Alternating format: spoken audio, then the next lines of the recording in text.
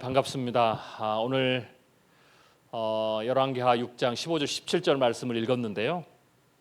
오늘 이 말씀을 가지고 쭉 강론하면서 하는 건 아니고요. 이 말씀이 오늘 가장 중요한 여러분에게 제가 전달하고자 하는 가장 중요한 메시지 중에 한 부분이라 오늘 우리 함께 읽었습니다. 우리가 어떻게 살아야 되느냐라는 부분이 오늘 여러분들과 함께 제가 말씀을 통해서 은혜를 나눌 내용인데요.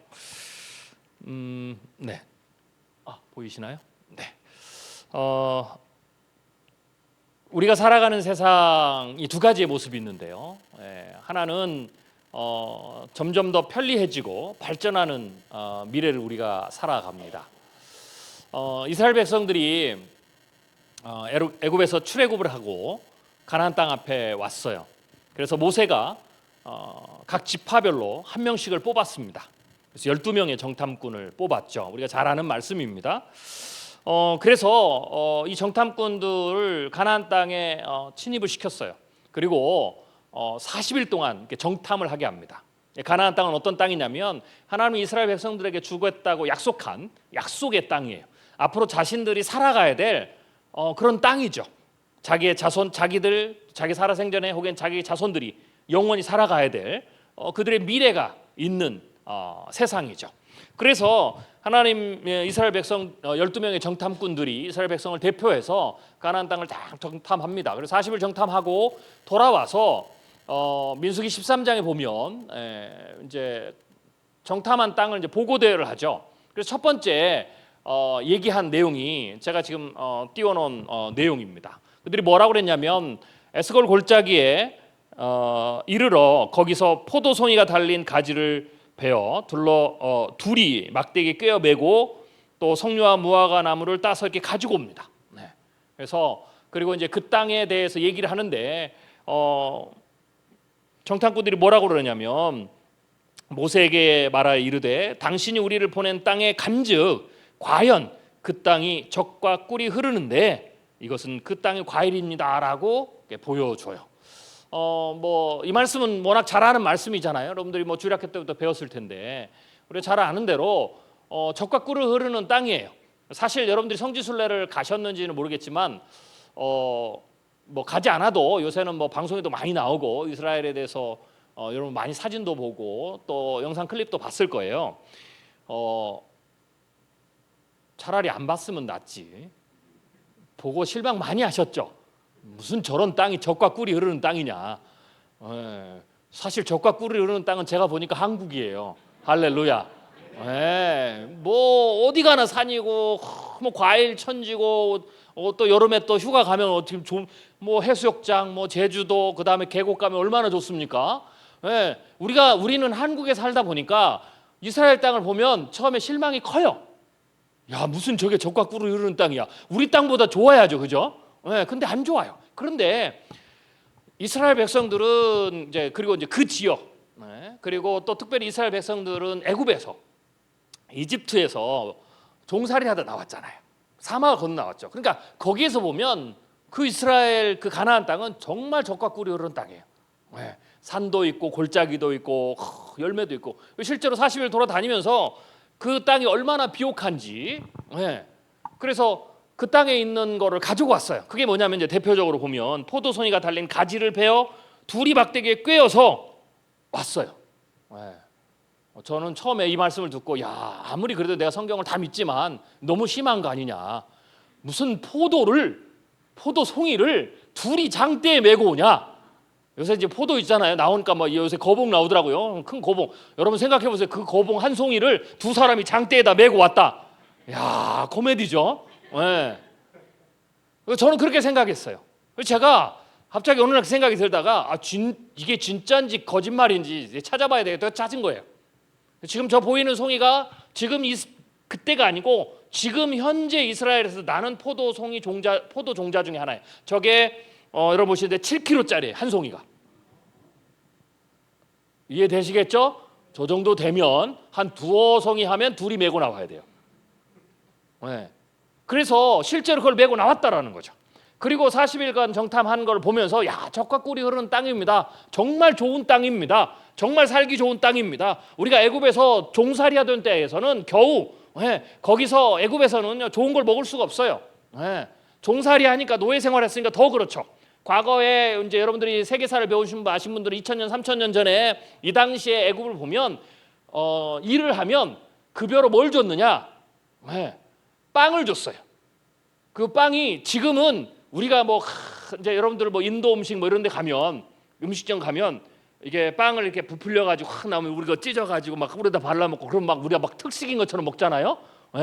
우리가 지금 그렇게 먹으니까 특식이지. 50년 전에 보리밥 먹은 사람들은요 그게 가난해 먹는 거예요. 근데 지금은 보리밥이 특식이잖아요. 그러니까 여러분들이 그런 빵을 지금 먹으니까 특식인 거야. 이 사람들은 그게 주식이에요. 그러니까 겨우 열심히 일해서 겨우 빵으로 급여를 받았어. 그 빵도 맛없는 빵. 근데 그거는 지금은 음식이 발전해서 뭐 맛있는 카레에다 찍어 먹지. 그냥 먹어야 돼. 그러니까 그런 거 먹다가 저 땅을 보니까 얼마나 좋겠어요. 그래서 백성들이 환호성을 쳤어요. 와, 정말 좋은 땅을 하나님이 우리에게 주셨다. 이게 이제 가나안 땅의 한 모습이에요. 우리도 마찬가지예요. 우리도 정말 살기 좋은 세상을 삽니다. 우리 젊은이들이 사는 세상이 얼마나 우리가 지금 앞으로 살기 좋은 세상을 사는지 제가 몇 가지 미래학자로서 얘기를 해드릴게요. 이거는 먼 미래 20년, 30년, 40년 후에 우리가 죽고 난 이후에 사는 세상이 아니에요. 앞으로 5년, 10년 후에 우리가 다 경험할 세상이에요. 그래서 여기 보니까 요새 이제 100세 시대잖아요. 제가 한 10년 전에 아침마당에 나가가지고 제가 100세 시대에 대해서 얘기를 했어요. 근데 요새 제가 회개를 하고 있어요. 잘못 얘기했다고 미안하다고. 120세 시대거든. 제가 여기 보니까 우리 젊은이들은 큰 문제 없으면 120세를 살 것 같고 할렐루야.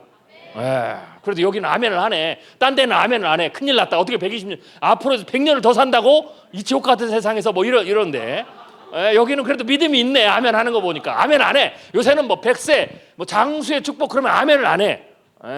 요새 근데 그 이제 다른 분들 우리 부모님들 여기 오신 분들은 그래도 100세를 살잖아요. 할렐루야. 그래서 우리가 100세를 살면 저기 보신 분들 보니까 제가 얼굴들을 보니까 야 앞으로도 한 50년은 사실 것 같아. 더. 그러니까 지금 제가 보여드리는 세상은 우리 애들이 살 세상, 우리 손주가 살 세상이 아니고 여러분도 살 세상이에요. 자, 어떤 세상이냐? 정말 세상은 더욱더 살기 편해지고 더욱더 발전을 해요.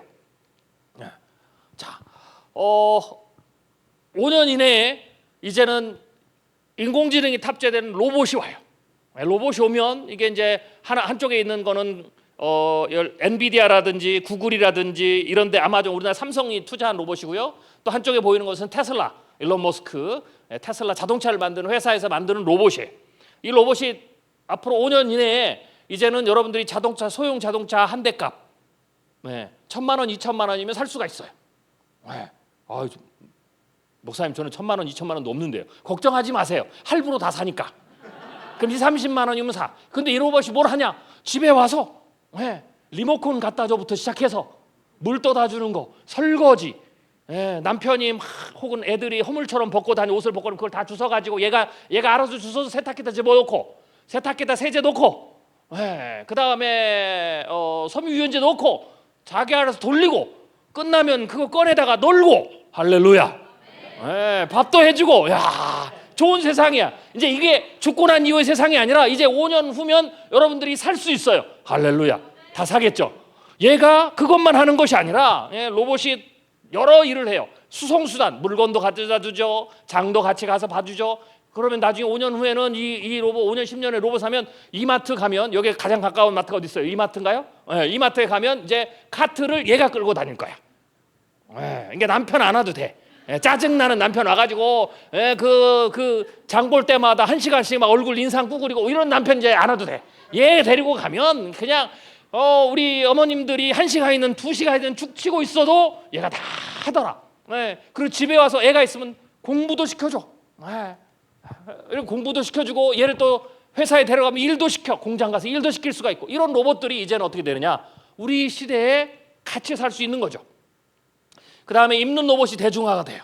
손을 다치고 다리를 다치고 그러면 로봇의 일부를 자기 몸에 끼워서 이거 사이보그 기술인데 정상인처럼 살게 되고 또 가장 큰 수혜는 저희 이 장모님이 이제 팔순이 다 돼가시는데요. 허리가 안 좋아요. 그래서 걸어다니기가 되게 힘들어. 이명까지 와가지고 균형이 힘들어가지고 그래서 늘 방에만 있고 우울증 있고 있는데 이제는 어떻게 되느냐? 지금은 나이 드신 분들이 어떻게 됩니까? 나이 들면 허리도 굽고 이러니까 유모차 같은 걸 끌고 다니잖아요. 저는 처음에 그걸 처음 본 순간, 야 할머님 고생하신다. 손주를 저렇게. 그런데 손주가 아니더라고. 아무것도 안 들었더라고. 요새는 거기에다가 강아지를 끌고 다니기도 하지만 그걸 밀고 다니잖아요. 허리가 아프니까. 근데 그럴 필요가 없어요. 저 입는 로봇을 입으면 이제 자기 발로 걸어 다닐 수가 있어요. 밖에 나가서 일도 할 수가 있고. 그래서 입는 로봇의 시대도 대중화되죠. 그리고 생각하고 움직이는 공장, 그리고 가상현실, 혼합현실 이게 대중화돼 가지고 훨씬 더 좋은 가상 세계에서 경험을 할 수가 있게 되고요. 그리고 5년 이내, 10년 이내 자율주행 자동차가 상용화돼요. 지금 우리나라 지금 신문에도 굉장히 큰 이슈가 됐잖아요. 나이 드신 분이 서울에서 굉장히 급발진, 사실은 급발진이 아닌 것 같기도 하고 이런데 논란의 여지가 있는데 굉장히 많은 사람이 안타깝게도 사망을 하셨잖아요. 고령화가 되면 어떻게 돼요? 운전을 하기가 힘들어지죠. 그런데 평균 수명은 오래되니까 차 없이 살아야 되는 것도 굉장히 불편한 거예요. 그러니까 저희 장인어른이 2018년쯤에 갑자기 뇌출혈에 와서 수술을 하셨어요. 뇌를 열고 5번을 수술하셨어요. 기적적으로 살아나셨어요. 별로 안 놀라시네요. 이거를 열었다 닫았다 이걸 5번을 수술한 거예요. 그래서 저희들은 한 4번째 할 때 마음의 준비를 했어요. 도저히 못 돌아가신다. 곧 팔순이 되시는 분이니까. 근데 기적적으로 살아나셔가지고 너무 감사했어요. 근데 제가 불안하잖아요.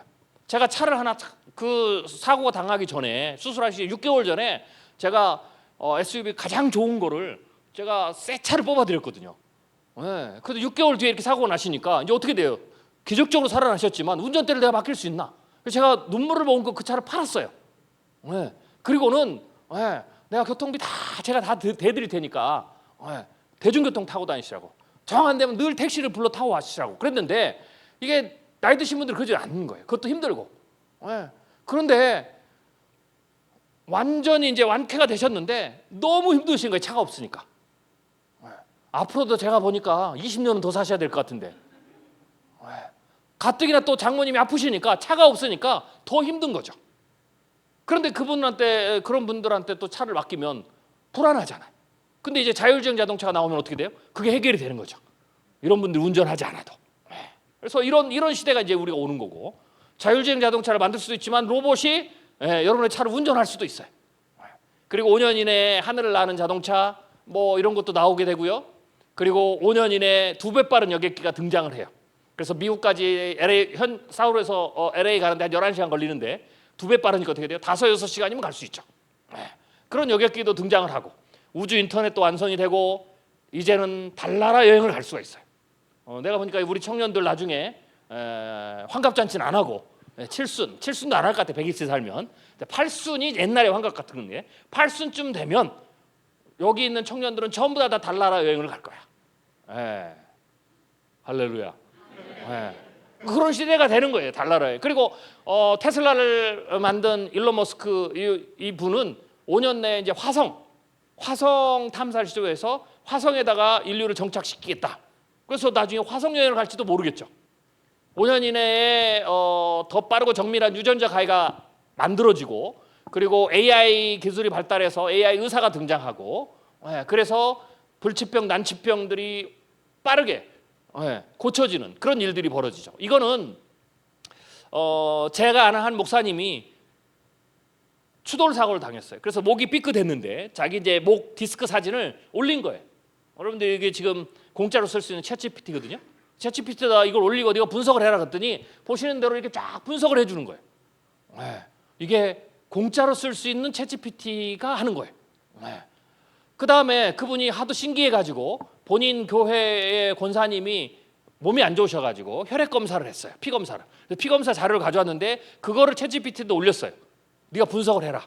그랬더니 챗GPT가 쫙 분석하라고 뭐라 그러냐면 빨간색으로 써놓은 거예요. 이 환자는 지금 시급하게 입원을 해야 됩니다. 라고 조언을 했어요. 그러니까 실제로 지금 이 분은 입원을 한 상황이거든요. 그러니까 이게 지금 누구나 무료로 공짜로 쓸 수 있는 데서 분석을 해주는 거죠. 네. 이것뿐만 아니라 5년 이내 나노혈관, 나노로봇이 나와서 혈관, 뇌의 혈관 속을 돌아다니면서 암세포를 죽이거나 막힌 혈관을 뚫거나 뭐 이런 일들이 벌어지죠. 네. 지금 사실 암은 웬만한 암은 뭐 아주 어려운 암 중에 하나 뭐 췌장암이나 이런 걸 제외하고, 췌장암도 요새는 한 3기에 발견해서, 예전에는 췌장암 걸리면 그냥 원래 늦게 발견되기 때문에 거의 다 돈 있어도 사망하거든요. 우리 잘 아는 대로 애플의 스티브 잡스가 췌장암 걸려서 사망한 거예요. 네. 수십 조의 돈을 쌓아놔도 소용이 없어. 네. 늦게 발견하니까. 그런데 이제는 그 잡스가 한 10년만 더 살았으면 세상이 많이 바뀌었을 거야. 네. 애플이 저러고 있지는 않을 거예요, 그죠? 네. 그런데 10년이 지난 지금 췌장암도 이제 어떻게 돼요? 말기는 아니지만 3기 때 발견이 돼서 이제는 생명을 연장할 수 있는 수준까지 갔어요. 그러니까 암들이 이렇게 빠르게, 다른 암들은 조기에 진단만 하면 이제는 암도 큰 병이 아니에요. 저희 장인어른이 뇌 수술을 하기 전에 위암이 걸리셨어. 하도 이상해가지고 병원에 갔는데 위내시경을 했어요. 그런데 그래서 발견을 했어요. 근데 위암이 제가 그때 알았는데 연기가 있더라고. 연기에 발견을 해가지고 그냥 내시경 검사하면서 그냥 톡 떼내고 용종 떼내 탁 떼내고 끝났어요. 지금까지. 그러니까 조기 발견이라든지 이런 건강검진이 좋아져가지고 이제는 암도, 웬만한 암도 조기에 발견하고 늦게 발견하더라도 이런 새로운 기술들이 나오면서 이제는 병들이 정복이 된다는 거죠. 그래서 이제는 암 걸린다고 해서, 예전에는 암 걸렸다 그러면 이제 뭐 거의 사망 선고 이렇게 했는데 요새는 그렇지가 않아요. 완치되는 경우도 굉장히 많고 점점 더 정복이 되겠죠. 그래서 5년, 10년이 지나면 이제는 암 걸린다고 해서 나와서 아마 밤새도록 철야기도 하지 않을 거야. 별로 안 울어. 이게 무슨 자, 제가 얘기를 드릴 거예요. 자, 여러분 환절기가 되면 감기 걸리잖아요. 요새도 감기를 많이 걸려요, 그죠? 요새는 어린아이들이 100일 동안 막 기침이 나온다는, 요새 그런 게 유행이에요. 그런데 그렇게 감기를 걸렸다고 해서 오늘 이 철야기에 내가 감기 걸려서 내가 주님 앞에 나와서 눈물을 흘리고 난 죽을 병에 걸렸다고 기도하시는 분, 오늘 오신 분 계세요? 절대 없어요. 그렇죠? 무슨 목사님 어떻게 감기 걸렸다고 우리가 그렇게 합니까? 감기 걸렸다 그러면은요, 그냥 가서 약국에서 약 사 먹으면 돼요. 근데 놀라운 것은 뭔지 아세요? 100년 전에는 감기 걸리면 죽었어요. 아시겠어요? 코로나 때 경험했잖아요. 코로나가 그런 일종이에요. 100년 전에 1917년, 18년에 스페인 독감. 그때의 유럽에서 어마어마한 사람들이 죽었어요. 전 세계 팬데믹이 됐어요. 그게 100년 만에 다시 온 게 코로나19예요. 왜 그런데 그 감기는 많은 사람이 죽고 다른 감기는 걸려도 안 죽느냐? 딱 차이 하나. 그 감기는 인간의 몸에 항체가 없는 감기예요. 새로운 바이러스. 그래서 그게 생기기 전까지, 생기려면 두 가지가 있어요. 하나는 내가 걸려서 싸워서 이겨서 스스로 항체를 만들거나 백신을 맞아야. 근데 우리는 왜 다른 감기는 걸려도 안 죽느냐? 여러분 몸 안에, 우리 몸 안에 이미 항체가 있기 때문에 그래요. 그리고 백신을 계속 맞잖아요. 독감 백신을. 그러면서 만들어진 거예요. 그래서 보통 평균적으로 그런 이 독감 바이러스나 이런 거는 사라지지 않아요. 코로나도 사라지지 않습니다. 바이러스가 우리 안에 계속 존재해요. 그래서 때가 되면 다시 등장을 해요. 그런데 우리가 왜 안 죽느냐? 이제 우리 안에 항체가 다 있고 백신을 다 맞으니까, 항체 면역력이 떨어진 사람 그걸 맞아서 다시 하니까, 그래서 걸려도 안 죽는 거예요. 그래서 우리가 감기 걸려도 아무런 문제가 없다고 생각하는 거예요. 감기 걸린다고 나와서 철학이 되고 주님 살려달라고 기도 안 합니다. 그런데 과거에는 감기 걸려서 죽었어요. 만약에 여러분들이 100년 전으로 타임머신을 타고 돌아가서 미래에는 감기가 걸렸는데, 막 독감 이런 거 걸렸는데, 혹은 뭐 수두 걸리고 이런데 미래에는 그냥 주사 한 방 맞고 약 사 먹으면 다 나아요, 이러면 뭐라고 하겠어요? 그 사람들이 저런 미친놈.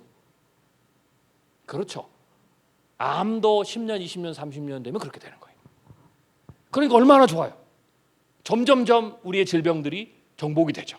그래서 이제는 암보다 더 무서운 게 뭐냐면 사실 혈관 질환이에요. 네, 혈관이 막히거나 터지거나, 그게 뇌에서 터지면 뇌졸중, 뇌출혈, 심장에서 심장 근육에서 이런 데 터지면 어떻게 돼요? 심근경색 이런 거죠. 그런데 그 혈관이 막히는 건 어떻게 돼요? 이제는 나노로봇이나 다른 게 되면 이게 뚫는다는 거죠. 그럼 이제 그런 병도 치매나 알츠하이머도 지금 약들이 계속 나오고 있죠. 그러니까 우리가 사는 세상들은 점점점 이런 기술들이 발전하면서 오래 산다는 거예요. 그래서 120세를 사는 거예요. 할렐루야. 네. 암은 그런 뿐만 아니라 수많은 기술들이 나와서 정복이 돼요. 자, 그래요. 우리가 사는 세상은 한편은 정말로 살기 좋은 곳이에요. 더 살고 싶은 것이죠. 더 발달한 거죠. 물론 우리가 상대적으로 막 가난해서 나는 직업도 별로고 급여도 많이 못 받고 막 이래서 내가 상대적으로 이 땅을 사는 것이 어렵다고 생각하지만 절대적으로 잘 살아요. 여러분들 지금 누리고 있는 모든 문명들, 모든 집안에서 누리고 있는 모든 그런 것들, 가전제품도 시작해서 그릇, 뭐 심지어는 우리 이제 어머님들 많이 좋아하잖아요. 코렐 그릇 뭐 이런 거. 여기는 안 쓰시는가 보군요. 그런 거 있거든요. 그거는요, 여러분 100년 전에는요 귀족들이나 쓰던 거예요. 그래서 아무리 가난해도 다 코렐 쓰더라고. 그래서 요새는 절대적 가난이 우리의 문제가 아니고요, 엄밀히 얘기하면 상대적 가난이에요. 나는 300만 원 받는데 저 집사님은 400만 원을 받고, 나는 400만 원을 받는데 저 집사님은 500만 원을 받고, 그런 거죠. 나는 1년에 한 번 여행을 가는데, 그것도 제주도를 가는데 저분은 하와이를 가더라. 그래서 나는 가난하다, 뭐 이런 거. 그런데 절대적으로는 잘 사는 땅이에요. 즉 우리가 사는 세상은 한 면은 정말로 젖과 꿀이 흐르는 땅이에요. 이스라엘 백성이 그랬다는 거죠. 그런데 이스라엘 백성들이 40일 정탐하고 돌아와서 두 번째로 한 얘기가 있어요. 그게 뭐냐면 오늘 제가 띄워드린 이 말씀, 민수기 13장 32절부터는 이렇게 얘기합니다.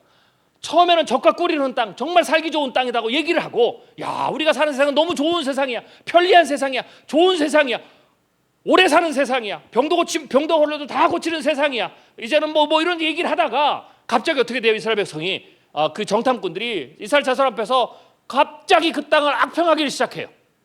이르되 우리가 두루 다니며 정탐한 땅은 그 거주민을 삼키는 땅이요, 거기서 본 모든 백성은 신장이 장대한 자들이며 거기서 네피림 후손인 아낙 자손의 거인들을 보았나니 우리는 스스로 보기에도 메뚜기 같으니 그들이 보기에도 그와 같았을 것이라. 원래 이렇게 부정적인 얘기는 굉장히 전파가 빨라요. 이 얘기를 다 듣고 난 다음에 이스라엘 백성들이 뭐라고 그러냐면 소리 높여서 부르짖며 밤새도록 통곡했어요. 그리고 다음날 밤새도록 통곡하고 뭐라고 그러냐면 모세를 죽이고 우리가 새로운 지도자를 세워서 우리가 애굽으로 돌아가자, 차라리 애굽에 가서 종로도 하는 게 낫겠다 라고 얘기를 한 거죠. 이스라엘 백성이 어떻게 나왔습니까? 그냥 나온 것도 아니에요. 돌아가봐야 다시 노예 생활해야 되는데, 그런데 좋게 나온 것도 아니고 10가지 재앙을 퍼부어서 마지막 재앙은 사람부터 시작해서 가축에까지 첫 새끼를 전부 다 죽였어요. 바로 왕의 첫 아들도 죽었어요. 애굽 사람의 모든 첫 자녀가 죽었고 첫 아들이 죽었고 모든 가축의 첫 새끼들이 다 그렇게 다 죽었어요. 그들이 보기에는 그들이 이스라엘 백성이 나가면서 그들이 믿는 신이 다 죽이고 나갔어요. 그럼 돌아가면 어떻게 되겠어요? 곱게 받아줄 것 같아요? 더 비참한 삶을 살아야 돼요.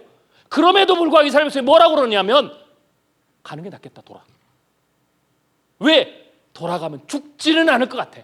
차라리 아무래도 밥 3끼는 먹여줄 것 같아 라고 하면서 불평을 하기 시작한 거예요.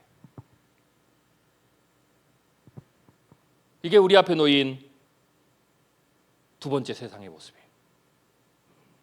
정말 문명이 발달하고 질병이 정복이 되고 병이 걸려도 이제는 다 고침을 받을 수가 있고 뭐 점점점 삶의 생활은 좋아지고 예전에 50년 100년 전에 사람들보다 훨씬 더 좋은 집에서 훨씬 더 좋은 환경에서 먹을 것이 떨어지지 않고 다 사는데, 그런데 또 하나의 모습은 상대적 불평등, 상대적 가난, 상대적 기회적 박탈 뭐 이런 얘기도 하고, 또 하나는 우리는 너무 약하다라는 거죠. 세상이 너무 좋은데 세상을 이길 수가 없는 거죠. 개천의 소용이 안 난다라는 거죠. 우리의 미래가 불투명하다라는 거죠. 100세 120세 살면 뭐 해요? 지금처럼 변변한 직장도 없이 월급도 많이 못 받고 그렇게 살면 그런 미래는 정말 암울하다라는 거죠. 살아갈 희망이 없다라는 거죠. 그래서 포기하고 절망하고 분노하고, 그래서 결국은 하나님을 원망합니다. 이 시대 청년들이 그래요. 특별히 우리 청년들 있잖아요. 이 시대 청년들이 뭐 처음에는 3포부터 시작하더니 이제는 9포, 10포, 그냥 인생을 다 포기해요.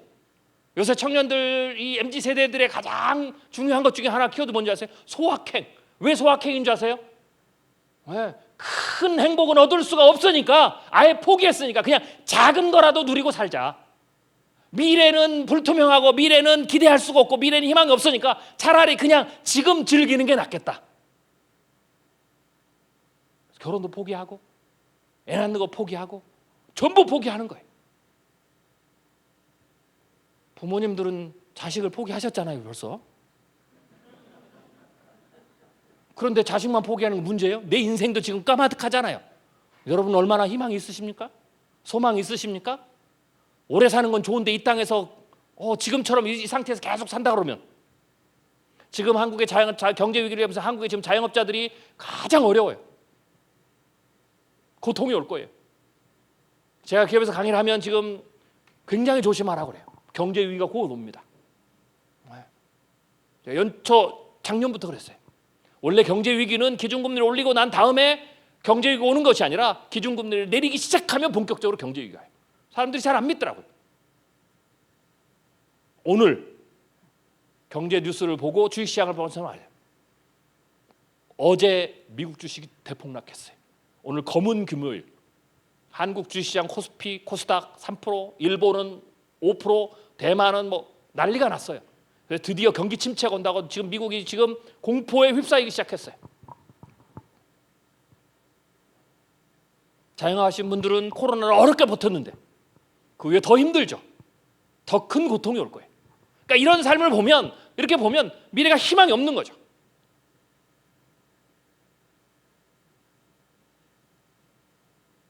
포기가 나오고 절망이 나오고, 절망이 넘어서면 분노가 되고, 도대체 하나님이 살아계시는가?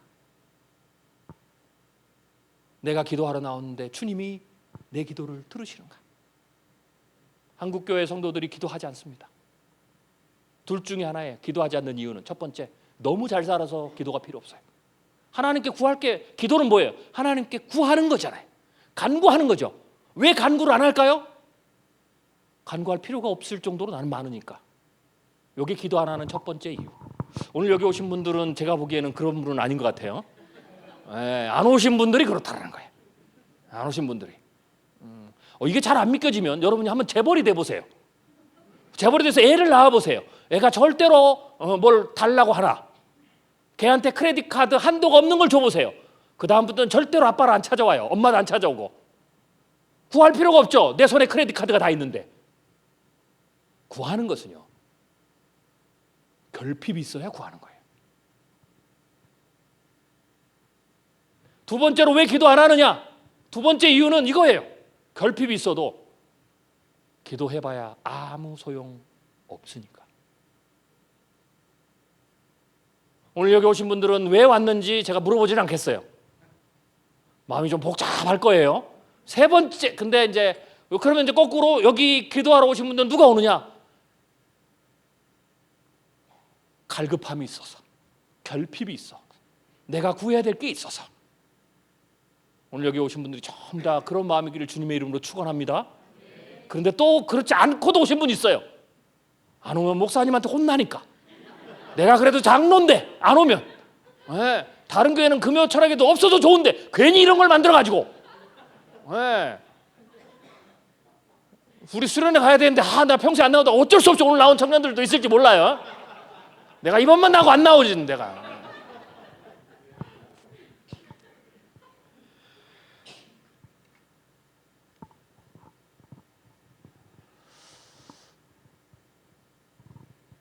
이스라엘 백성들이 아까 말씀한 대로 희망이 사라지고 절망이 사라지자 분노와 원망으로 가득했어요. 왜 그랬느냐? 실제로 가나안 7족속은 강했어요. 그러니까 실제로 그 땅은 젖과 꿀이 흐르는 땅이야. 너무 좋은 땅이야. 근데 그냥 주겠어요? 가서 전쟁을 해서 뺏어야 돼요. 그래서 땅을 보기는 좋아. 세상을 보면 살기가 좋아. 너무 좋아. 나는 좋은 세상에 태어난 것 같아. 편리한 세상에 태어난 것 같아. 어떤 병이 들어도 고쳐질 세상에 태어난 것 같아. 그런데 내가 이 세상을 살려고 하니까 어떻게 돼요? 힘든 거야. 이길 수가 없는 거야. 남들은 다 좋은 직장을 가는데, 남들은 다 좋은 삶에서 사는데, 남들은 다 사업하면 다 잘 된다는데, 남들의 자녀는 공부하면 다 서울대 간다는데, 이런 거죠. 이스라엘 백성들이 이 땅을 취하려고 보니까 이 땅에 사는 사람들 어떻게 돼요? 너무 강한 백성이에요. 실제로 신명기 7장에 하나님이 미리 말씀하셨어요. 가나안의 7족속을 얘기하면서 뭐라고 그러냐면 곧 너보다 많고 힘이 센 족속들이라 그랬어요. 실제로 보면 이게 이제 7족속의 헷족속, 기르기스, 아모리 쭉 나오는데요. 여기에 가장 먼저 나온 족속이 헷족속이라는 족속이에요. 이 헷족속은 세계사를 배운 친구들을 보면 세계사는 헷족속이라 나오지 않고 이 헷족속이 어떤 민족으로 나오냐면 히타이트 민족이에요. 히타이트 민족 한번 들어보셨습니까? 우리 청년들 기억해요? 세계사 나오는데 안다 그래. 저게 히타이트, 제가 이렇게 쳐놓은 게 저게 히타이트의 영향력 안에 있는 거예요. 히타이트는 어떤 족속이냐면 인류 역사에 어떻게 냐면 세계 인류 역사상 최초로 철기 문명을 연 민족이 히타이트 민족이에요. 철기 문명. 이제 그러면 이제 좀 기억이 나죠? 역사상 최초로 철기 문명을 열었어요. 그런데 이 철을 녹이려면 어마어마한 높은 온도의 용광로가 있어야 돼요. 그런데 여기는 그 기술이 있는 게 아니고 보시면 알겠지만 지중해가 있잖아요. 옆에 지중해에서 강한 바람이 불어와요. 그래서 이 바람을 이용해서 철광석을 녹여서 철제 문명을 만드는 거예요. 그래서 얼마나 강했냐면 이 민족이 BC 15세기 같은 경우에는요, 이집트에 가서 전쟁을 해서 이집트의 강력한 군대를 절멸시켰던 그런 힘을 가지고 있었던 그런 나라예요. 그래서 가나안 땅에서 두 가지 설이 있는데 히타이트 민족이 가나안까지 내려왔다라는 설이 있고 또 하나는 내려오지 않았더라도 히타이트 족속 사람들이 내려와서 정착을 하거나 혹은 히타이트 문명하고 연결을 해서 강해졌다. 그래서 그게 헷족속이에요. 그러니까 이 실제로 나중에 뒤에 보면 철병거가 나와요. 여호수아가 가나안 땅을 정복할 때 이 철병거가 나온단 말이에요. 그러니까 이러한 강한 민족이에요. 그리고 젖과 꿀이 흐르는 땅에 살았잖아요. 이스라엘 백성들은 노예 생활을 했죠. 그러니까 얼마나 잘 먹었겠어요. 왜소하죠. 근데 이 젖과 꿀이 흐르는 땅에서 아까 그런 포도를 먹고 자랐으니 얼마나 사람들이 튼튼하고 키가 크겠어요. 거기에다 강한 병기를 가졌죠. 이스라엘 백성들 애굽에 나올 때 무슨 군대를 조직에 나온 것도 아니고 무기를 가지고 나온 것도 아니고 겨우 그들이 가지고 있었던 작대기나 몽둥이나 혹은 농사를 지었을 때 필요했던 뭐 그런 것들 쇠붙이 뭐 이런 걸 가지고 나왔겠죠. 그러니까 이 땅을 정복을 하려면 우리 땅으로 만들려면 전쟁을 해야 되는데 어떻게 돼요? 그 생각을 한 거예요. 그래서 뭐라고 그랬냐면 그들이 보기에도 우리가 뭐예요? 메뚜기 같다 그랬어요. 그들이 한번 창을 휘두르면 그냥 우리가 확 밟혀서 다 죽을 것 같다라는 거죠. 그러니까 여기서 전쟁에서 뺏으려면 다 죽을 것 같으니까 여기서 몰살할 것 같으니까 차라리 애굽에 가서 더 고통스러운 삶을 살더라도 더 치욕적인 삶을 살더라도 여기서 전쟁에서 다 죽는 것보다는 돌아가는 게 낫겠다고 한 거예요. 가면 더 치욕스러운 삶을 살고 더 고통스러운 살지만 죽이지는 않는 자, 밥은 먹여줄 거다. 이게 이스라엘 백성들의 생각이었어요. 이걸 뭐라고 그러냐면 합리적 패배주의라고 해요.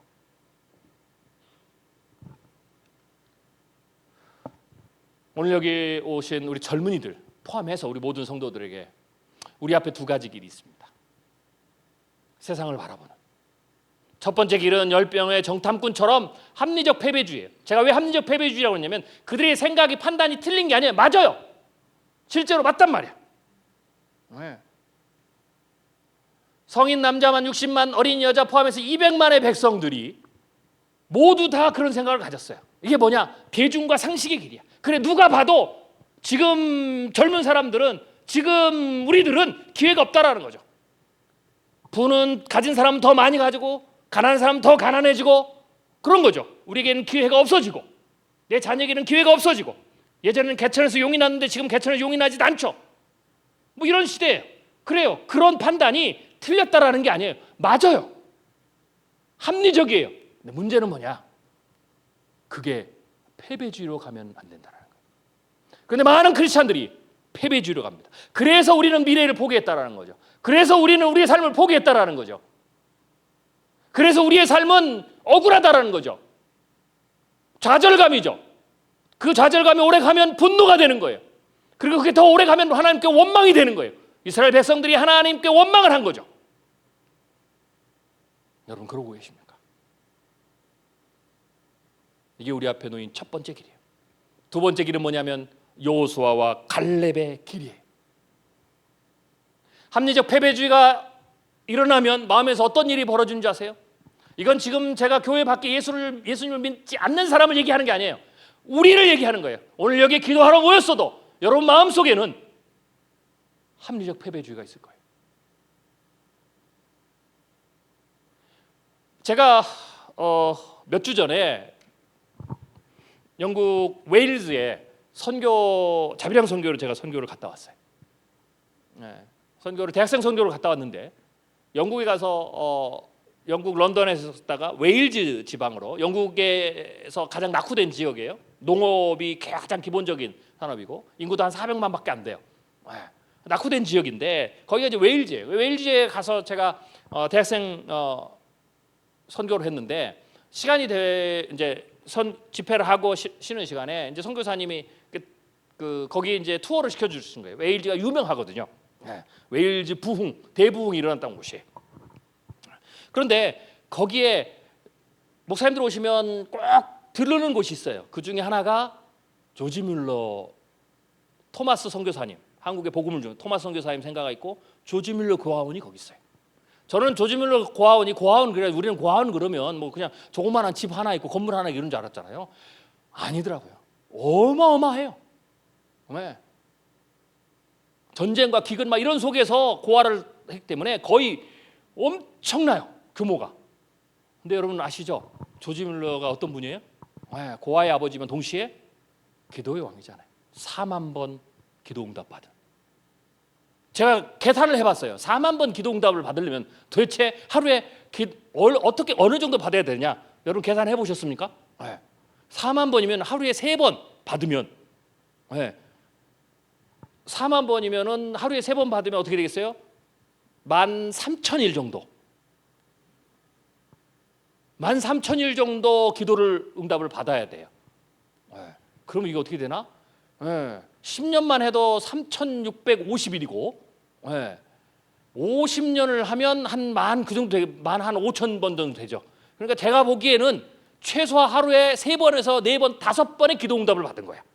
매일. 그래야 4만 번 기도 응답을 받아요. 그래서 제가 도대체 무슨 기도할 게 그렇게 했냐? 무슨 기도를 4만 번도 대단한데 4만 번 도대체 뭔 기도를 해서 응답을 받았나? 무슨 기도변이 그렇게 많냐? 라고 제가 곰곰이 생각했는데 제가 그 고아원의 사진을 보고 제가 깨달았어요. 네, 매 끼니 기도를 해야 돼요. 그 아이를 먹이려면. 그러니까 조지 뮬러는 뭐가 많아서 후원이 많이 들어와서 그 고아원을 운영하고 평생토록 몇십 년 동안 수백 명의 아이를 먹인 게 아니고 매 끼니마다 기도한 거예요. 매 끼니마다. 네. 여러분 성경을 읽어보면 모세가 이스라엘 백성들이 하나님 앞에 막 불평을 합니다. 모세도 그 불평을 가지고 기도를 해요. 네. 그런데 뭐라고 그러냐면 모세가 이런 기도를 해요. 하나님, 우리를 이 광야에서 죽이려고 합니까? 이 백성들이 만나를 줬더니 이제는 그게 고기가 먹고 싶다고 난리가 났습니다. 네. 그런데 그래도 막 하나님께 하소연을 하는 거예요. 네. 이 사람들이 이제 나를 돌로 쳐 죽이려고 합니다. 뭐 이런 거죠. 네. 그런데 아까 이스라엘 백성들이 몇 명이라고 했어요? 네. 작년만 60만. 이거는 남자를 얘기하는 거예요. 이스라엘 고대 근동에서는 숫자를 전체 백성 숫자에서 남성만 카운트해요. 그러니까 어린아이, 여자는 뺀 거예요. 그러면 대략 몇 명이라고 보냐면 한 200만이라고 보는 거예요. 200만이 고기 달라고 하는 거예요. 줄 수 있어요? 제가 오늘 여기 왔는데 우리 목사님이 저한테 식사 대접을 하신다고 고기를 사주셨어요. 네. 아주 맛있는 집 가서 먹었는데요. 꽤 나왔을 거예요. 저 한 사람 고기 사주는데도 몇만 원을 내야 돼. 그런데 몇 명? 200만을 고기를 먹여야 돼. 안 주면 죽이겠다고 난리가 난 거예요. 모세가 기도하겠어요? 안 하겠어요? 그래서 모세가 기도를 한 거예요. 하나님 앞에. 그리고 모세는 이거는 도저히 불가능해. 어떻게 200만한테 몇 끼니 고기를 주냐고. 그리고 고기가 있으면 그게 있다고 줄 수 있다고 해서 고기가 어디서 나오겠어요? 그 사막에서. 200만한테 고기를 먹이려면 돼지가 몇 마리 있어야 될 것 같습니까?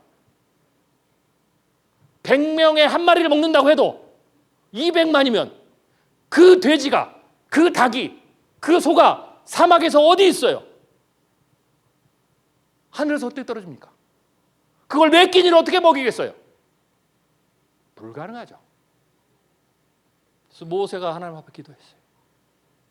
하나님 뭐라고 하십니까? 야, 그래, 내 생각에도 네 말이 맞다.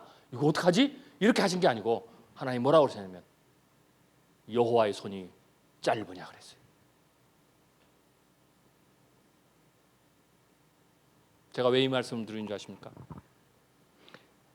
제가 여러분 두 번 다시 볼 것도 아니고요. 솔직히 제가 말씀을 드릴게요. 여러분 기도하지만 안 믿으시죠? 안 믿으니까 여러분 살아생전에 여러분이 기도했는데 기적이 없잖아요. 제가 뭐라고 얘기하는지 더 놀라운 기적을 보여드릴게요. 기적을 말씀드릴게요.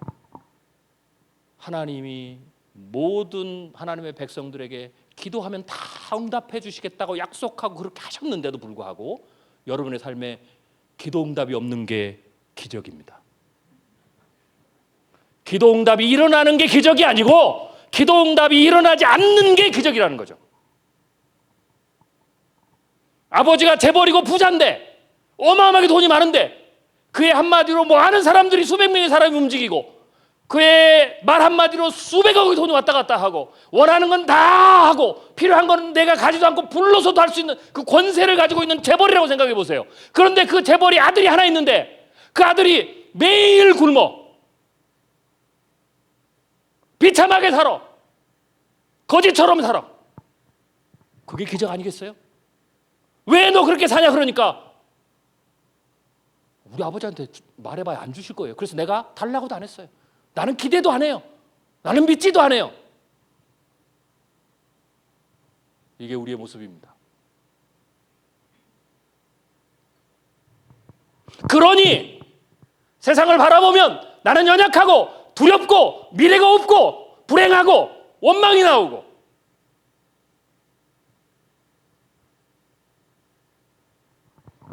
욥기 21장 15절 말씀입니다. 합리적 패배주의자의 마음에서 우리의 마음속에서 일어나는 일이에요. 뭐냐? 그들의 나를 행복하게 지내다가 잠깐 사이에 스올에 내려가느니라. 그러할지라도 이거 뭐냐면 고난과 위기를 당해도예요. 내 삶에서 지금 고난과 위기를 당했는데도 불구하고 그래서 하나님 앞에 나와 있는데도 불구하고 그들이 하나님께 뭐라고 말하냐면 이렇게 얘기합니다. 합리적 패배주의자, 믿음이 없는 자, 첫사랑을 잃어버린 자들이 마음속에 일어나는 세 가지가 있는데 첫 번째, 우리를 떠나서서 그랬어요. 예배를 싫어해요. 모임을 싫어해요. 말씀을 싫어해요. 기도하는 자리를 싫어해요. 내가 왜 하나님 앞에 가야 돼? 우리를 떠나서서요. 두 번째로 우리가 주의 도리를 알기를 바라지 아니하이다 그랬어요. 이게 뭐냐면 말씀이 필요 없다는 거죠. 말씀대로 살면 우리는 실패할 거다. 말씀대로 살면 손해본다. 말씀대로 살아서 되는 게 하나도 없다. 여러분 말씀대로 안 사시죠? 여러분 속으로 그러실 거예요. 하나님 말씀대로 살면 이거는 손해지. 이렇게 장사가 되겠어? 이렇게 사업에 성공하겠어? 이래서 되겠어? 왜 크리스찬들이 말씀을 안 지키는지 아십니까? 딱 그 생각 때문에 그래요. 말씀대로 살면 손해볼 게 뻔하니까.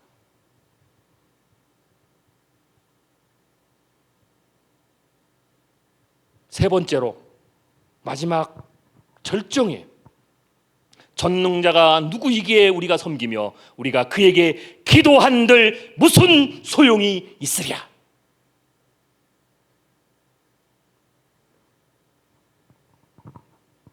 그래서 기도하러 나오지 않습니다. 기도한들 무슨 소용이 있으랴. 내가 기도를 오래 했는데 한 번도 응답받은 적이 없다. 그냥 예배 드리려 하니까 드리는 거고, 기도에 모이니까 와서 그냥 기도하고 있는 거고, 기도하고 있는 척하는 거고, 기도를 했지만 부르는 지졌지만 하나님이 내 삶에서 나의 기도에 응답을 주실 거라는 것, 내 삶의 기적을 보여주실 거라는 것, 내 문제를 해결해 주실 거라는 것, 기대도 하지 않습니다. 그러니 기도해도 응답이 없는 겁니다.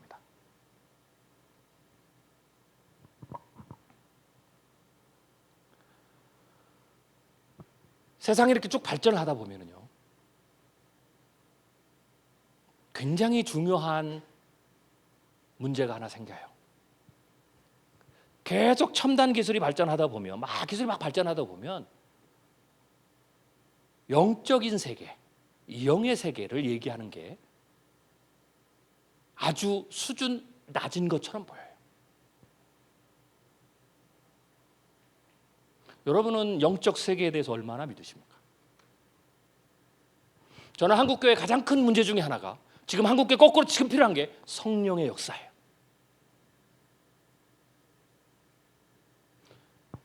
올바른 성경적인 신앙인은 균형이 있어야 돼요. 말씀을 깊이 지적으로도 묵상해야 되고 말씀에 깊이가 있어야 되면 동시에 뜨거운 성령의 능력, 체험 있어야 됩니다. 그런데 세상이 발전하면 이건 사라지고요, 이 영의 세계를 얘기하고 성령을 얘기하고 성령의 역사를 얘기하고 이러면 아주 수준이 낮은 사람처럼, 비합리적인 사람, 수준 낮은 사람으로 여겨요. 제가 얼마 전에, 몇 주 전에 저희 학교의 총장님을 만날 때 기회가 있었어요. 이제 총장님이, 제가 학교 식사를 하고 있는데 총장님이 같이 식사를 하자고 저를 부르시더라고요. 근데 이제 한 분이 같이 왔는데 알고 보니까 저희 이제 저랑 같이 신학교를 다녔던 목사님이세요. 근데 그 목사님하고 이제 총장님하고 이제 티타임하고 얘기를 하는데, 그 목사님이 총장님도 아는 분이시더라고요. 아주 흥미로운 얘기를 하나 하셨어요. 뭐냐면 이분이 이제 출판사 사장님인데 책을 내기 위해서 많은 저자들도 만나고 수많은 사람들을 만나요. 그런데 이분이 어떤 사람을 만났냐면 아주 용한 무당, 무당도 두 종류가 있어요. 가짜가 있고 진짜가 있어요. 가짜가 있고 진짜가 있어요. 우리나라 무속인이 비공식적으로 한 60만 된다 그래요. 어마어마하게 많아요. 제가 보니까 오늘 의정부 뭐 위쪽으로 올라가면 굉장히 많더라고요. 어떤데 제가 지하철역에서 하나 내려가지고 지하철을 제가 갈아타려고 보니까 그 의정부 한 어떤 지역인데요, 제가 쉬어봤어요.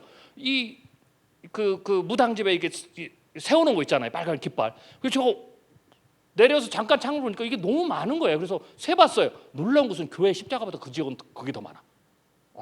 그래서 이 무당이 우리나라가 비공식적으로 60만 정도 돼요. 근데 그 중에서도 가짜가 있고 진짜가 있는데, 진짜는 귀신을 받아요.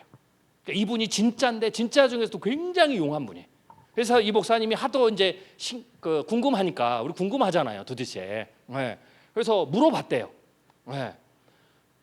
딱 보면 이분은 진짜 귀신을 받은 게, 신내를 받았으니까 점을 치러 오면 보이네요. 그래서 딱 치면 가게가, 자기가 믿는 신이 이 지금 온 사람의 가게를 쫙 보여준대. 이게 진짜예요. 진짜는 작두를 탑니다. 우리가 파묘에서 보면 돼지를 딱 등에 엎어매고 작두를 타요. 근데 이제 이분은 진짜거든요. 그래서 그 목사님이 하도 신기해서 또 물어봤대요. 예수 믿는 사람들도 점치러 오냐? 온대요. 그래서 그 목사님 또 물어봤대요. 그러면 딱 보면 오면은 점을 치면 이게 가게가 자기가 믿는 신이, 자기가 섬기는 신이 온 사람의 가게를 쫙 가게들을 보여준다 그러니까, 예수 믿는 사람이 오면 어떤 특색이 있냐? 그러니까 세 가지를 얘기한대요. 자기가 알아본대요. 첫 번째, 예수 믿는 사람이 오면 딱 직감적으로 안대요. 이 사람이 예수를 믿는지. 그러니까 여러분들이 진짜 예수를 믿는지 안 믿는지를 확인하고 싶으면 구원의 확신이 없으면 한번 찾아가 보세요. 그러면 대신 진짜 무당을 찾아가야 돼. 그러면 알려줘. 너 예수 믿는데 왜 왔냐? 그러면 내가 구원 받았구나 이러면 되겠죠. 저도 옛날에 가끔 한번 그 생각을 해봤어요. 어렸을 때 구원의 확신이 없는 내가 모르잖아요, 그죠? 근데 용한 사람, 용한 점쟁이를 찾아가면 너 예수 믿는 사람 왜 왔냐? 그러면 나 예수 믿, 내가 있는 거 이렇게 될 것 같아서. 근데 그 생각을 한 번도 못 가봤어요. 첫 번째는 안 돼요. 두 번째로는 예수 믿는 사람은 이상한 향기가 난대. 그리고 세 번째가 뭐냐면, 그러면 물어봤대요, 목사님. 예수 믿는 사람도 네가 믿는 신이, 네가 섬기는 신이 가계도를 보여주냐? 보여준대요. 그런데 놀라운 것은 가계도가 쫙 펼쳐지는데 하얀 천이 그걸 가린대요. 그래서 또 물어봤대요. 무당들도 우리는 성령이 동일한 성령이 계시잖아요. 성부, 성자, 성령도 한 하나님이거든요. 동등하시거든요. 그런데 무당은 귀신이잖아요. 하이라키가 있어요. 그래서 무당도 급이 있어요. 센 무당, 센 귀신을 섬기느냐. 그래서 물어봤대요. 너희들도 더 센 귀신을 섬기려고, 받으려고 기도를 하러 가냐. 그러니까 기도를 하러 간대요, 진짜로. 산기도를. 그래서 받는데요. 그래서 이제 이분이 그렇게 하다가 예수를 전도를 받고 예수를 믿고 그 성도가 된 거예요. 그래서 이제 그때 만나서 얘기를 한 거예요. 그걸 자기 얘기를 해주면서. 그런데 물어봤대요. 예수 믿고 난 이후에 가장 좋은 게 뭐냐? 자유함이래요. 무당은 말로가 안 좋대요. 평생을 그 귀신에 잡혀 살고 통제받고 살고 말로가 안 좋은데, 예수 믿고 난 이후에는 자기가 안 돼요. 자유함이 있다라는 거. 그래요. 달나라를 가고 화성을 가고 암이 정복되고 불치병, 난치병이 다 치유돼도, 우리가 로봇과 함께 사는 시대, 그 이상의 시대를 가도 영적인 세계는 존재합니다. 제가 왜 이 얘기를 한 줄 아세요? 성령이 우리 안에 계시다는 거예요. 성령이 우리의 삶에 역사하신다라는 거예요. 그런데 왜 못 믿냐라는 거예요. 왜 우리는 그것을 언제부터 잊어버리고? 이스라엘 백성이 그런 거예요. 이스라엘 백성과 여호수아 갈렙의 차이는 뭔지 아세요? 여호수아 갈렙은 믿음이 뛰어나서, 혹은 그것을 그들이 보는 거 그 하찮게 여겨서? 아니에요. 똑같았어요. 여호수아 갈렙도 겉으로 보는 세상은, 가나안 땅은 젖과 꿀이 흐르는 땅이 좋아요. 그러나 그 땅을 쟁취하려면 전쟁을 해야 되는데, 자기의 민족을 보면 절대로 이길 수 없다는 걸 알아요. 이스라엘 백성보다 크고 전쟁에서는 한 번의 승리도 이룰 수 없다는 걸 알아요. 전쟁하면 다 죽을 수 있다는 걸 알아요. 여호수아 갈렙도 다 알았어요. 몰라서 그런 게 아니고, 사람이 이상해서 그런 게 아니고, 다 알았어요. 그런데 여호수아 갈렙의 차이는 뭔지 아세요?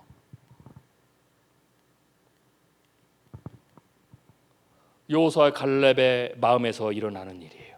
그 땅을 정탐한 자 중 눈의 아들 여호수아 여분네 아들 갈렙이 자기들의 옷을 찢고 이스라엘 자손은 온 회중에게 말하여 이르되, 우리가 두루 다니며 정탐한 땅은 심히 아름다운 땅이라 여호와께서 우리를 기뻐하시면 우리를 그 땅으로 인도하여 들이시고 그 땅을 우리에게 주시리라. 이는 과연 젖과 꿀이 흐르는 땅이라. 그 땅 백성들을 두려워하지 말라. 그들은 우리의 먹이라. 그들의 보호자는 그들에게서 떠났고 여호와는 우리와 함께 하시느니라.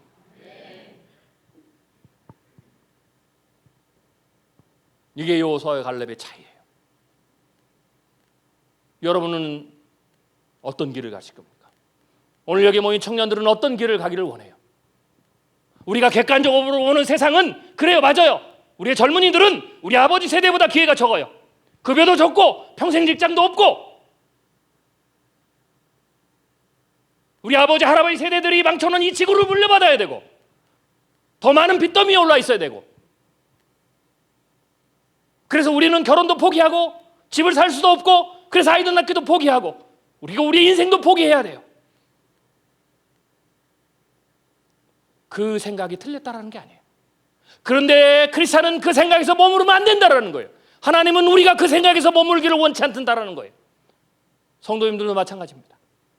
많은 분들이 착각합니다.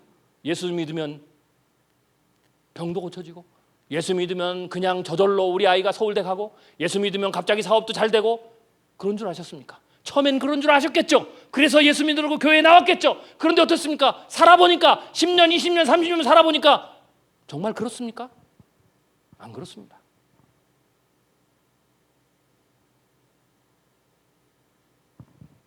그래서 우리는 예수 믿어도 소용없구나. 패배주의에 빠져 있는 거죠. 이게 우리의 모습입니다.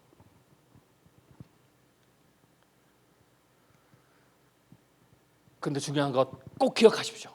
이 두 가지의 길이 우리 앞에 놓여 있고 동시에 두 가지의 결과도 정해져 있습니다. 패배주의를 말하면 패합니다. 민수기 14장 28절에 이렇게 얘기를 합니다. 여호와의 이 백성들의 이 고통, 원망을 듣고 하나님 뭐라고 그러시냐면 민수기 14장 28절에 여호와의 말씀에 내 삶을 두고 맹세하노라. 너희 말이 내 귀에 들린 대로 내가 너희에게 행하리니 나 여호와가 말하였거냐 모여 나를 거역하는 이 악한 온 회중에게 내가 반드시 이같이 행하리니 그들이 이 광야에서 소멸되어 거기서 죽으리라.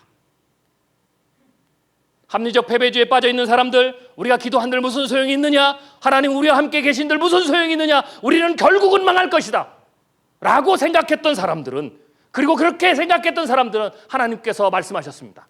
이 말씀은 놀라운 말씀이에요. 이렇게 말씀하십니다. 여호와의 말씀에 내 삶을 두고 맹세하노라. 이 문구가 굉장히 중요한 문구예요. 우리도 뭔가 맹세를 할 때 내 목숨을 걸고 내 부모님 이름을 걸고 맹세한다고 그러죠. 하나님이 그렇게 말씀하신 겁니다. 하나님은 온전히 가장 유일한 분이기 때문에 하나님 본인 자신을 걸고 맹세하셨어요. 성경에 이런 이 문구가 별로 안 나옵니다. 하나님이 강조할 수 있는 가장 최고의 강조법이에요. 내가 내 삶을 두고 너희한테 맹세하노니 너희 말이 내 귀에 들린 대로 내가 너희에게 그대로 해주겠다. 왜 내 삶에서 기적이 안 일어난 줄 아십니까? 왜 내 삶에서 기도 응답이 일어나지 않는 줄 아십니까? 조지 뮬러가 위대해서 그 사람은 특별한 영을 받아서 특별한 엄청난 믿음을 가져서 4만 번 기도할 때마다 하루에 3번, 4번, 5번 기도할 때마다 평생 그가 하는 모든 기도가 응답받고 특별한 사람이라고 생각하십니까? 성경은 엘리야의 기적, 엘리사의 기적을 동일하게 이렇게 얘기합니다. 그들도 우리와 같은 성정을 가진 사람이라. 똑같은 우리였다고 하죠. 특별한 게 아니라고 했죠.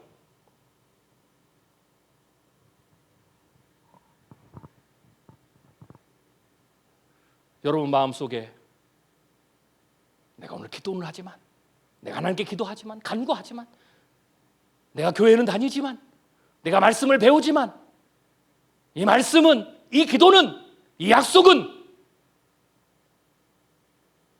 나에게서 성취되지 않을 거야. 아니, 안 왔어. 앞으로도 그럴 거야. 라고 생각하신다면, 뭐 그렇게 생각하셔도 상관없습니다. 분명한 건 오늘 알고 가십시오. 근데 제 얘기가 아니에요. 하나님의 말씀이에요. 그렇게 생각하면 하나님 말씀하셨습니다. 너희 말이, 너희 생각이 내 귀에 들린 대로 내가 너희에게 그대로 해주겠다 그랬어요. 그래서 그 마음을 가지면 내가 기도한들 무슨 소용이 있으리요? 내가 말씀대로 산들 무슨 소용이 있으리요? 내가 말씀대로 살면 오히려 더 세상에서 실패할 거야. 더 가난할 거야. 내가 더 손해볼 거야. 라고 생각하시면 하나님이 그 생각이 하나님께 들린 그대로 그렇게 되게 해주신다고 했습니다. 그게 우리의 삶에서 역사가 일어나지 않는 이유입니다. 그게 여러분의 기도가 응답받지 못한 이유입니다. 하나님에게 문제가 있어서, 하나님의 여호와의 손이 짧아져서, 여호와의 능력이 쇠잔해져서 시간이 오래 지났기 때문에, 아니 세상이 하나님 이기게 더 강해졌기 때문에 우리의 기도가 응답받지 못하고, 성경에 일어났던 모든 놀라운 하나님의 기도의 응답의 역사가, 조지 뮬러에게 일어났던 그 놀라운 기적의 역사가 내 삶에서 일어나지 않는 게 아니라 하나님 때문이 아니라 바로 나 때문입니다. 하나님은 여전히 말씀하십니다. 여호와의 손이 짧으냐. 두 번째 결과입니다. 그럼에도 불구하고 여호수아와 칼렙처럼 믿으면 하나님의 약속의 성취를 보게 됩니다. 말씀을 정리하려고 합니다. 오늘 제가 여러분들에게 말씀드리고자 하는 거는 분명합니다. 하나님이 지금도 내 삶 가운데 살아 계신다는 거죠. 세상이 분명 어렵고 힘들고 우리가 싸워서 이기기에는 세상은 강합니다. 그럼에도 불구하고 하나님은 그 세상 가운데 나와 함께 계신다는 거죠. 더 놀라운 사실을 제가 말씀드리겠습니다. 더 놀라운 사실은 내가 그런 믿음이 없음에도 불구하고 그리스도 예수께서 나를 위해서 십자가에 죽어주신 그 놀라운 은혜 때문에 하나님이 내 삶에서 내가 그걸 믿지 못하고 이스라엘 백성처럼 원망하고 살아도 하나님이 나를 보호하고 계신다는 겁니다.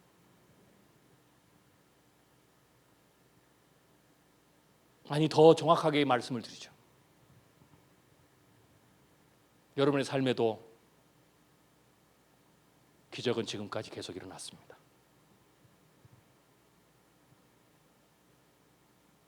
내 삶에서 기적이 안 일어났다? 아닙니다. 여러분의 삶에도 기적이 일어났습니다. 오늘 이 자리에 여러분이 여기 와 있는 것, 온전한 육신을 가지고 온전한 숨을 쉬면서 이 자리에 와 있는 것, 이게 기적입니다.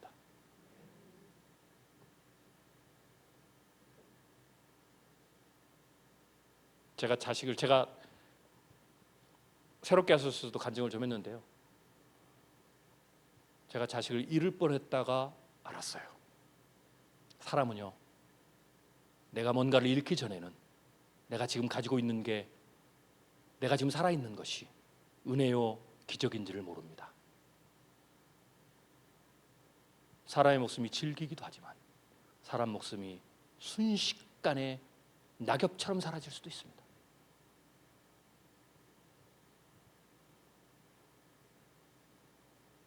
다시 말씀드립니다.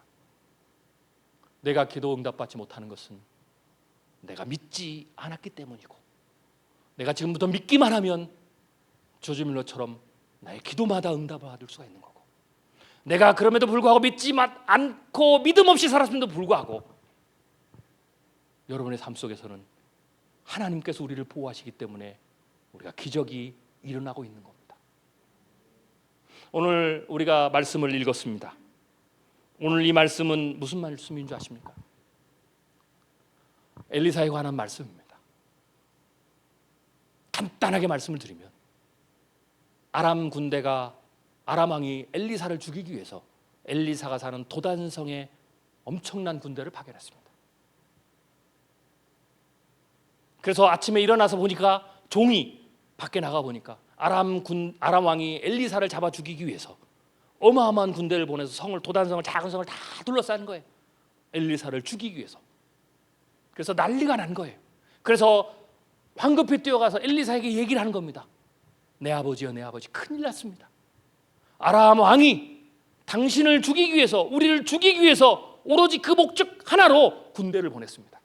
성을 완전히 에워쌌습니다. 우리는 이제 죽게 되었습니다. 어떻게 해야 됩니까? 라고 묻는 말씀이에요. 그랬더니 엘리야가 뭐라고 그러느냐? 우리 한번 같이 읽어보겠습니다. 17절 말씀입니다. 제가 읽게요. 기도하여 가로되 여호와의 원컨대 저의 눈을 열어 보게 하옵소서 하니, 여호와께서 그 사환의 눈을 여심해 저가 보니 불말과 불병거가 산에 가득하여 엘리사를 둘렀더라. 그래요. 이 청년이 모르니까, 보이지 않으니까 엘리사가 기도를 하는 거예요. 하나님, 이 청년의 눈을 열어서 보게 해 주시옵소서. 그래서 하나님이 이 청년의 눈을 연 거예요. 영적인 눈을 열어서 보니까 군대가 도단성을 가득 에워싼 거 분명한데, 더 놀라운 사실은 그 군대를 다시 여호와의 불발과 불병거가, 하나님의 사자가, 하나님의 군대가 둘러싸고 있다는 거죠. 엘리사가 기도하기 전에는, 이 청년의 눈이 열리기 전에는 그게 안 보였을 뿐이에요. 기도했더니 그때 불말과 불병거를 보낸 게 아니라 기도하기 전에, 이 눈이 뜨기 전에 이미 불말과 불병거가 둘러싸고 있었다는 거죠. 그래요. 이게 하나님의 모습입니다. 우리의 삶에 하나님이 불말과 불병거를 보내서 성령이 우리의 삶에, 여러분의 삶을 지키고 보호하셨기 때문에 오늘 우리가 이 자리에 나와서 기도할 수 있는 겁니다. 그래서 우리의 삶은 여전히 내 기도가 응답이 됐든 안 됐든, 어떤 내 소원이 들어졌든 안 됐든 상관없이 이미 여러분의 삶 안에는 이미 수많은 기적이 우리의 삶에서 계속 끊임없이 일어나고 있었던 겁니다. 그런데 그게 보이지 않는 이유는 우리 영의 눈이 열리지 않았기 때문에.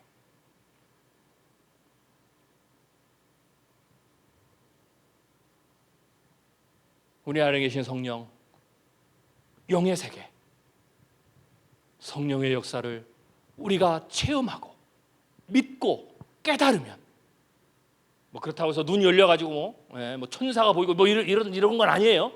뭘 아느냐?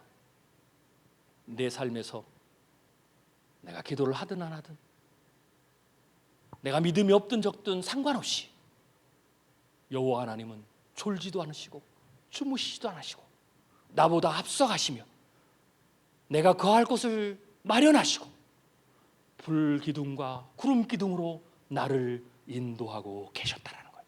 우리의 영의 눈이 열리지 않았기 때문에 내가 하나님께서 나를 지금까지, 우리의 가족을, 내 사업을, 나의 삶을, 나의 인생을 그렇게 지키시고 보호하시면서도 불구하고 내가 영의 눈이 열리지 않아서 그걸 보지 못해서 나의 삶은 원망으로 가득 찼고 불평으로 가득 찼고 하나님이 나와 함께 계시지 않고 나를 버리셨는가 하고 낙심하고 있었던 겁니다. 그 낙심이 있기 때문에 우리는 기도의 힘을 잃은 거고, 그 낙심을 잃었기 때문에 여호와 하나님께 기쁨으로 예배드리는 것을 잃었고, 내가 말씀대로 살고자 하는, 더 살아야 되겠다라는, 내가 사명자로 살아야겠다라는 그 놀라운 은혜들을 잊고 사는 겁니다. 부디 오늘 이 밤에 제가 여러분을 위해서 간절히 바라는 게 하나 있다면,